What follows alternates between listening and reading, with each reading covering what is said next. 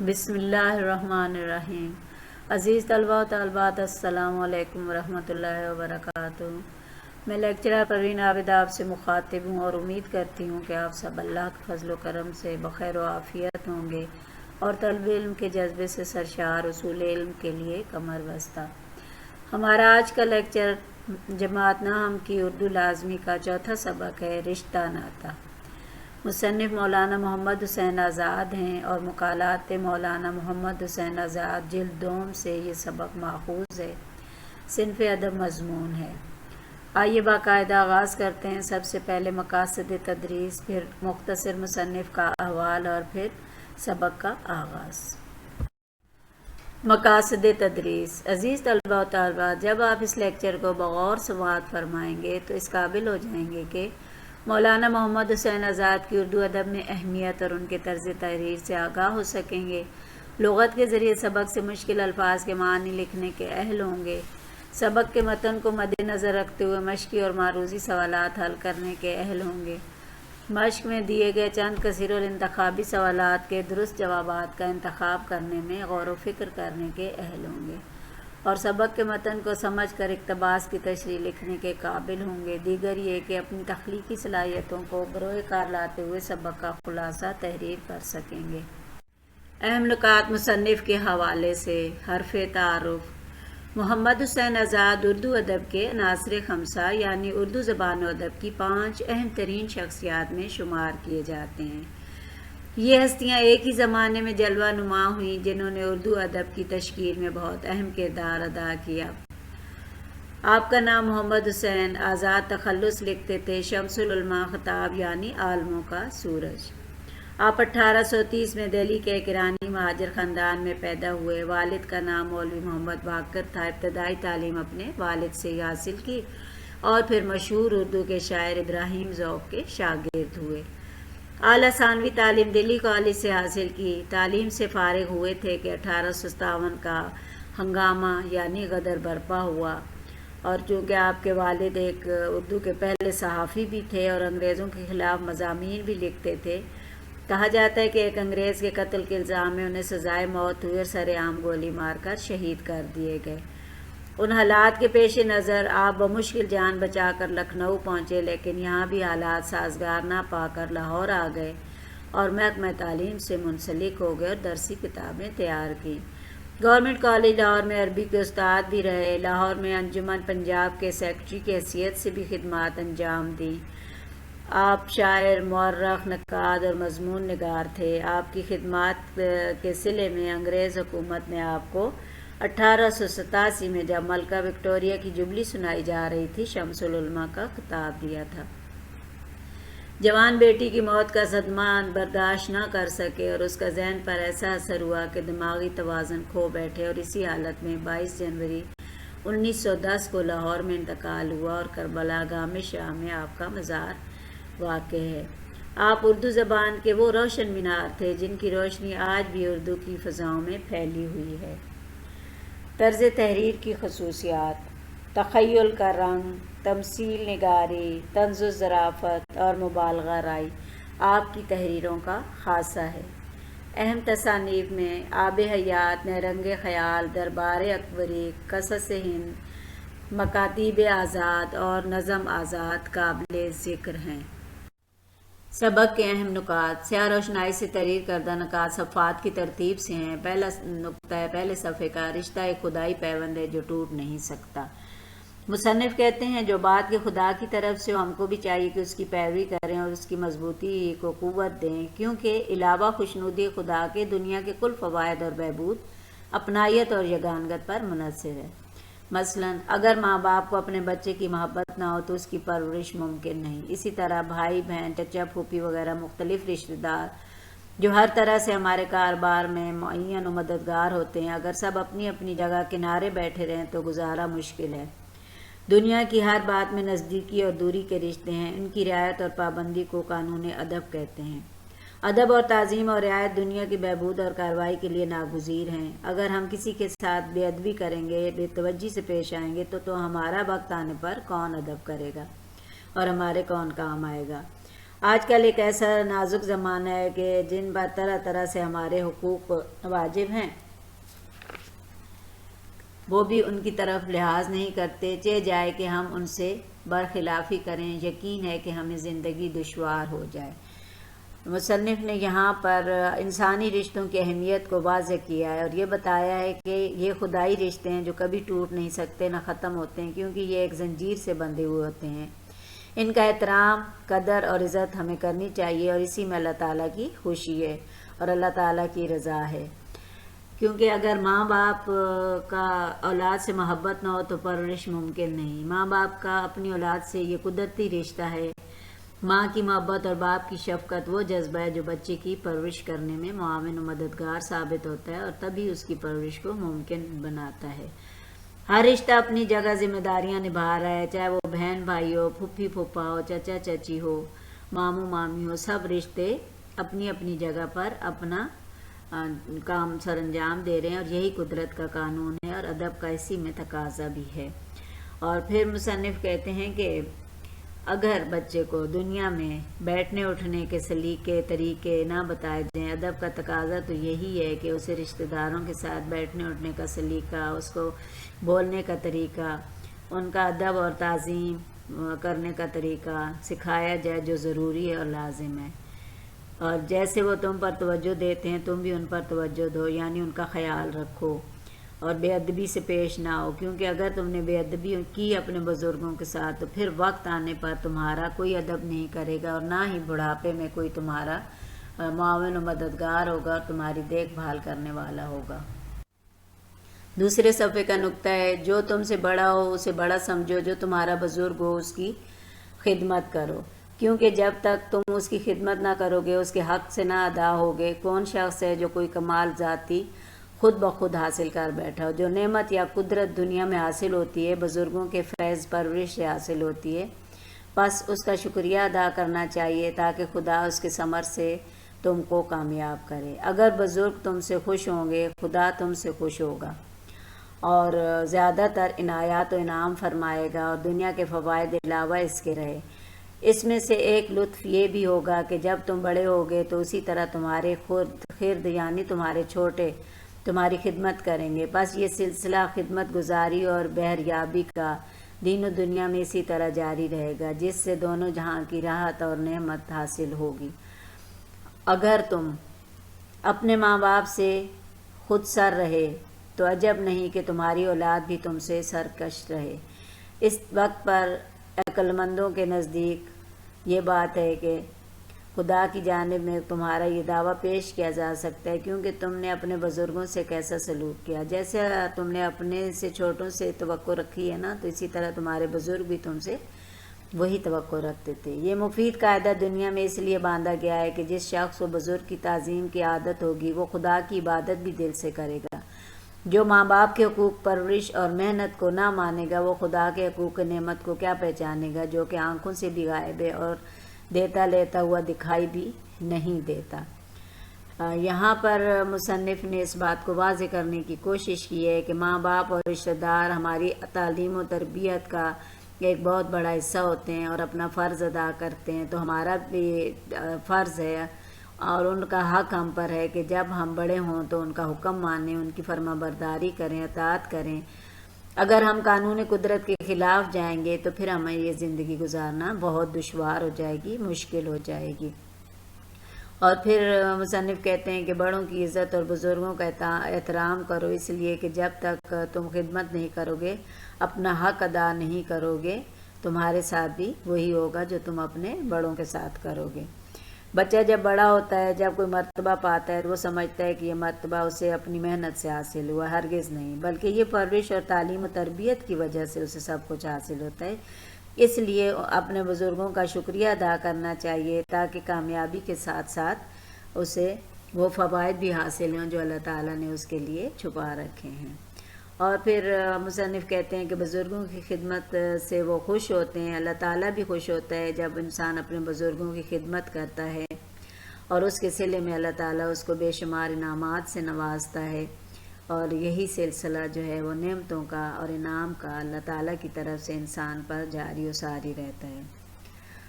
اور پھر مصنف کہتے ہیں کہ اگر بچے والدین اور بزرگوں کا احترام نہیں کریں گے اور ان کا کہنا نہیں مانیں گے تو کل تمہارے بچے بھی تمہارے ساتھ وہی سلوک کریں گے جو تم نے اپنے بزرگوں کے ساتھ کیا۔ یہ خدمت کا قانون بن گیا ہے کہ جو جیسا کرتا ہے ویسا ہی پاتا ہے۔ اسے کہتے ہیں نا کہ جیسا کرو گے ویسا بھرو گے، یہاں پر یہ مثال صادر آتی ہے۔ صفحہ نمبر 3۔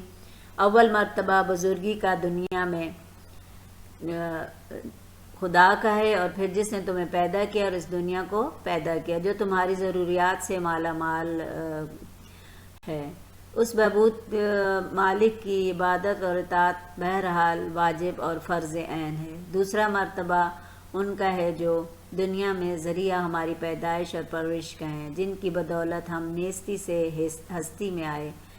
انہوں نے ہمیں پرورش کیا، ہمارے ظاہر و باطن کے بنانے اور سنوارنے میں کوشش کی۔ جتنی اطاعت و تعظیم آدمی سے ہو سکے ان کے لیے بجا لانی چاہیے۔ ان کے احکام فقط ہمارے فائدے اور آرام کے لیے ہیں۔ ان کے خوش کرنے سے خدا خوش ہوتا ہے، اور در حقیقت وہ اپنی اطاعت انہی امور میں چاہتے ہیں جو ہمارے واسطے دین و دنیا میں باعث راحت و آرام ہیں۔ تجربے سے معلوم ہوتا ہے کہ جو لڑکے اپنے ماں باپ کی اطاعت میں رہے وہ صاحب اقبال ہوتے ہیں، اور جو ان سے برگشتہ یعنی نافرمان ہوئے اور منحرف ہوئے وہ ہمیشہ بد اقبال اور ذلیل و خوار رہتے ہیں۔ اگر زمانے کے حالات کی طرف غور کریں تو ہزاروں مثالیں اس طرح کی نظر آئیں گی۔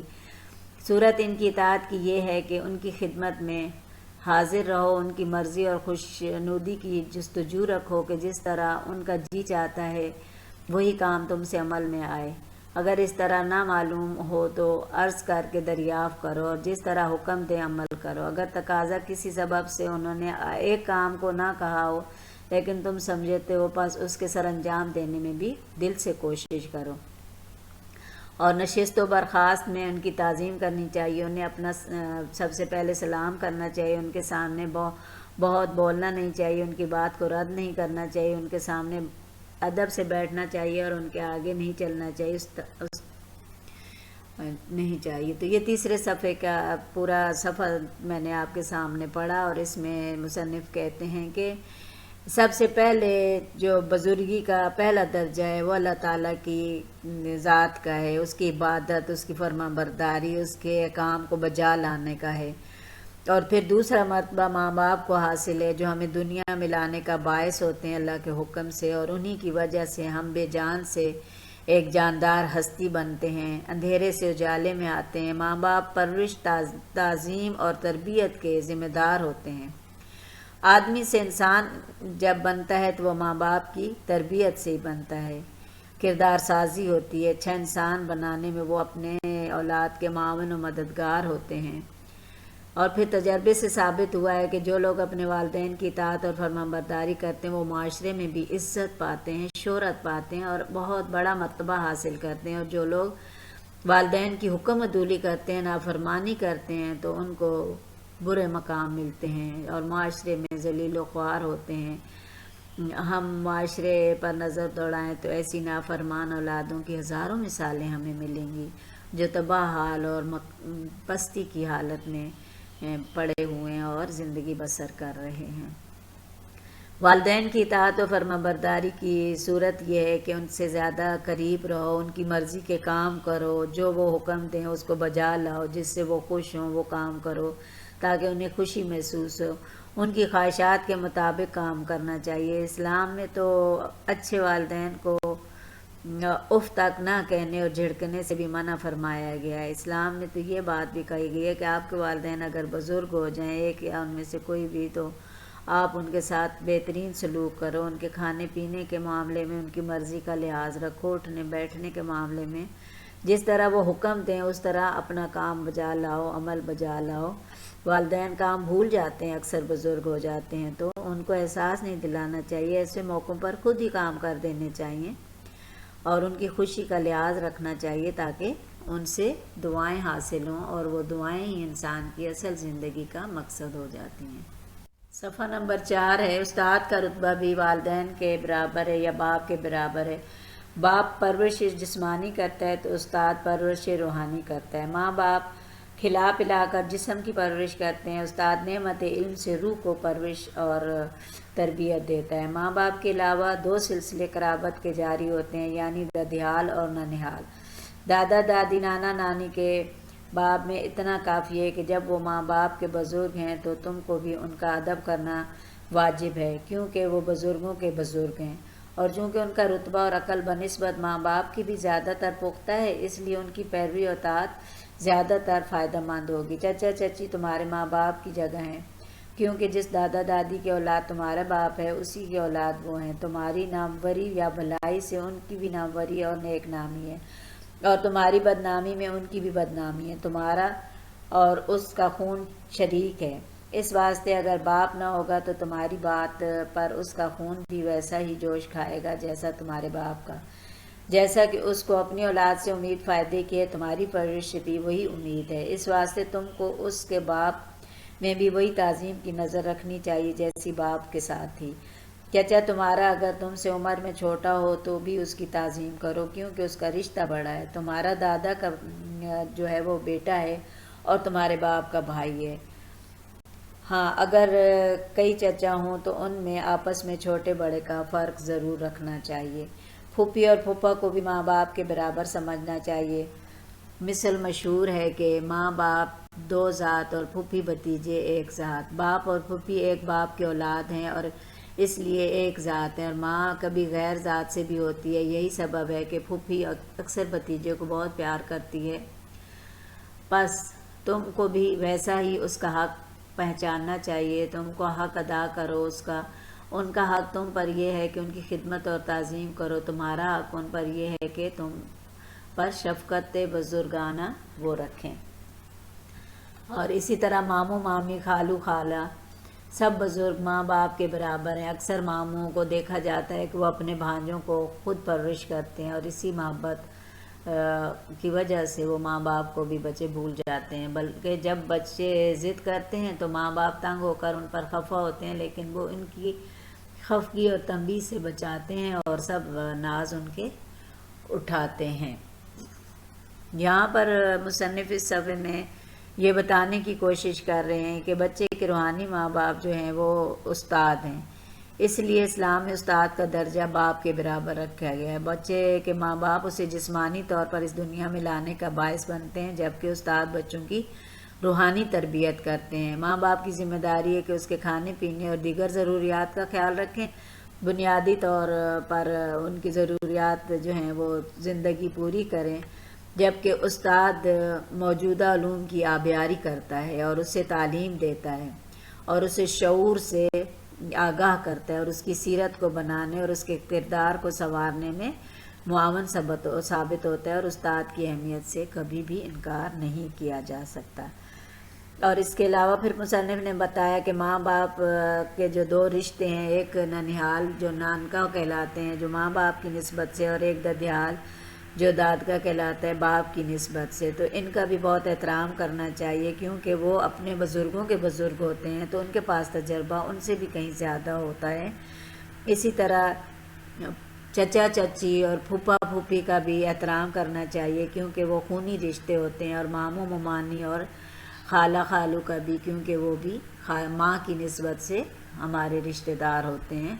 تو تمہارے ان رشتوں کی ہر جگہ پر بہت اہمیت ہے، اور ان کا عزت اور احترام تم پر لازم ہے اور ضروری ہے۔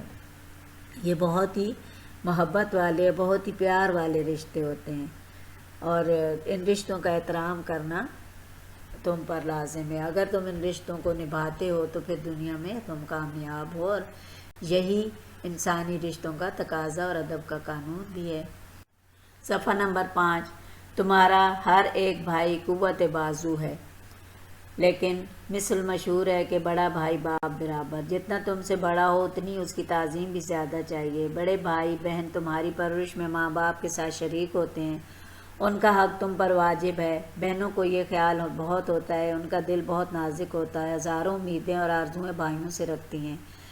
اگرچہ عورت اپنے خاوند کے گھر میں خوشحال ہو، لیکن جب اس کے باپ یا بھائی پر کوئی صدمہ ہوتا ہے تو گویا اس کی جان پر صدمہ ہوتا ہے، دل بے قرار ہو جاتا ہے۔ جو عورت دونوں گھروں یعنی خاوند اور ماں باپ کی طرف سے بے فکر ہوتی ہے، اس کا دل خوشی سے باغ باغ ہوتا ہے، ادھر کی بے فکری اور ادھر کی خوشحالی سے ادھر حرمت بڑھتی ہے، یعنی عزت اور زیادہ بڑھتی ہے۔ مثل مشہور ہے کہ بیٹا بیٹی سے زیادہ بھائی بہن پیارے ہوتے ہیں۔ واضح ہو کہ ماں باپ کے رشتے قدرتی ہیں اور اپنے اختیار سے باہر ہیں۔ بزرگوں کی عقل پختہ اور تجربہ کار ہوتی ہے، اس واسطے ان کی رائے کو بھی مقدم سمجھنا چاہیے، یعنی بہت ضروری اور لازم سمجھنا چاہیے۔ بعد اس کے جاننا چاہیے کہ تمہارے ہر ایک رشتہ دار کو آپس میں ایک دوسرے کا سہارا ہے۔ یہاں 5ویں صفحے پر مصنف نے ہمیں یہ بات بتانے کی کوشش کی ہے کہ بڑا بھائی باپ کے برابر ہوتا ہے، اس کی عزت اور تعظیم باپ کی طرح کرنی چاہیے، کیونکہ وہ تمہاری پرورش میں حصے دار ہوتا ہے اور تمہیں پالنے پوسنے میں مددگار ہوتا ہے۔ بھائیوں کی ذمہ داری ہے کہ بہنوں کی خواہشات کا احترام کریں اور ان کی آرزوؤں کی تکمیل کرنے کی کوشش کریں، کیونکہ بہنوں کو اپنے بھائیوں سے بہت سی امیدیں وابستہ ہوتی ہیں۔ اور پھر مصنف نے یہ بتایا کہ اگرچہ عورت یعنی ایک لڑکی جو بہن بھی ہے بیٹی بھی ہے، اگر وہ اس کی شادی ہوتی ہے اور اس کا گھر مثالی ہوتا ہے اور خاوند بھی بہت اچھا ہوتا ہے اور وہ اپنی ذمہ داریاں بھی بخوبی نبھاتی ہے اور خوشحال زندگی بسر کرتی ہے، لیکن اگر والدین کے گھر میں باپ یا بھائی دکھی ہوتا ہے تو اسے یہ صدمہ بہت بے چین رکھتا ہے، اس کے دل پر بہت اثر کرتا ہے اور وہ بہت پریشان ہو جاتی ہے۔ لیکن اگر دونوں طرف سے سکون ہوتا ہے تو اس کا دل خوشیوں سے باغ باغ ہو جاتا ہے، بھرا رہتا ہے اور وہ خوشحال اور ایک مثالی زندگی گزارتی ہے اور اس کی خوشیوں کا کوئی ٹھکانہ نہیں ہوتا، کیونکہ وہ دونوں طرف سے بے فکر ہو جاتی ہے۔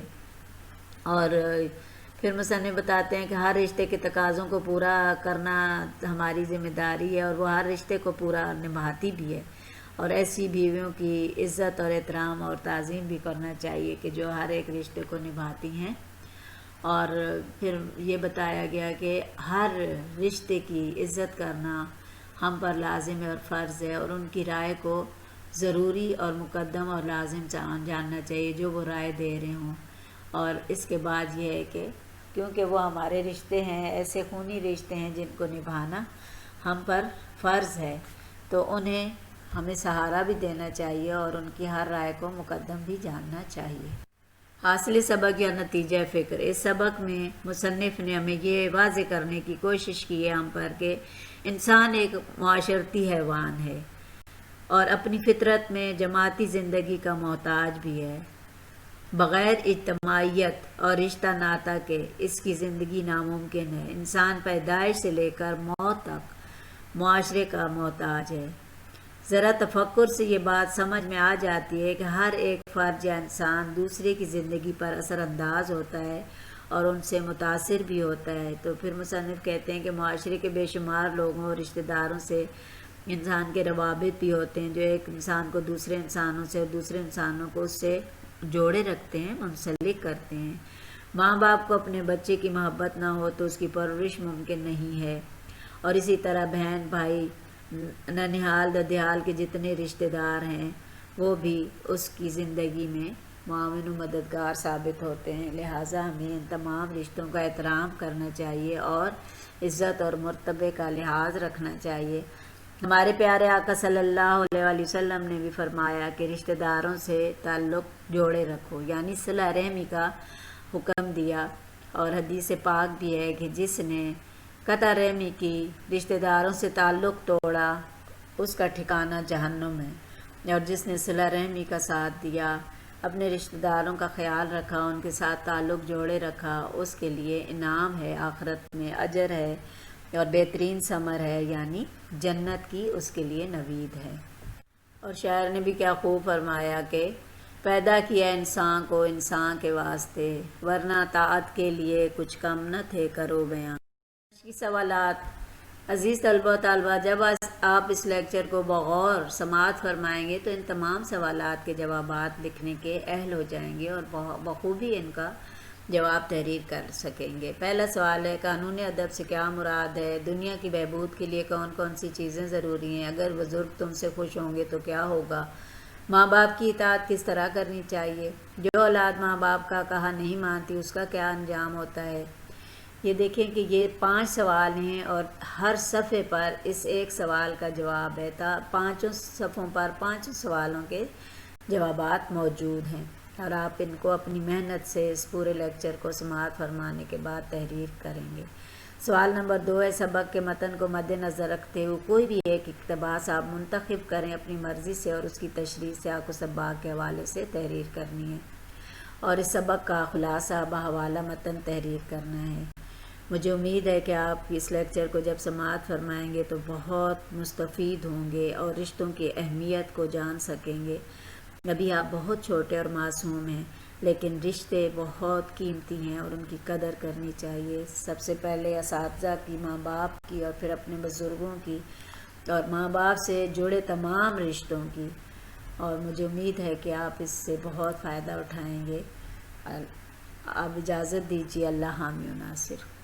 عزیز طلباء و طالبات، امید ہے میرا یہ لیکچر آپ کے لیے مفید ثابت ہوگا، اور اگر آپ کو مفید لگے تو میری آپ سے درخواست ہے کہ میرے لیکچرز اور چینل کو دیگر طلباء و طالبات کے ساتھ شیئر کریں، تاکہ تحصیل علم کا یہ سلسلہ یوں ہی رواں دواں رہیں۔